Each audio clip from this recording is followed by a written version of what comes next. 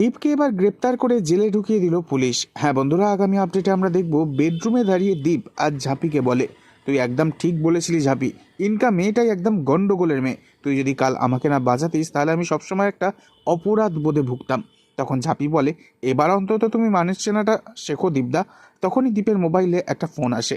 দীপ জানতে পারে ইনকা অপমান সহ্য করতে না পেরে ওষুধ খেয়ে নিজেকে শেষ করে দিতে চেয়েছে, আর ওকে এখন ভর্তি করা হয়েছে হসপিটালে।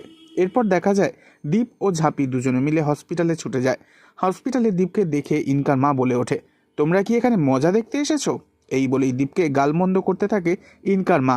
এরপরই দেখা যায় সেখানে পুলিশ অফিসার এসে ঝাঁপিকে বলে, এ কি আপনারা এখনও বসে আছেন? লজ্জা লাগছে না আপনাদের? যান এখান থেকে গিয়ে ভগবানকে অন্তত ডাকুন। এরপরই দেখা যায় অফিসার দীপের পাশে গিয়ে বসে আর দীপকে বলে, ইনকা ম্যাডামের জ্ঞান ফিরলেই কিন্তু আমি আপনাকে জেলে ভরে দেবো। তো বন্ধুরা, তোমরা কি মনে করছো ঝাঁপি কি পারবে দীপকে এই এত বড় অপমানের হাত থেকে রক্ষা করতে? নেক্সট আপডেট জানতে অবশ্যই সাবস্ক্রাইব করে রেখো। ধন্যবাদ।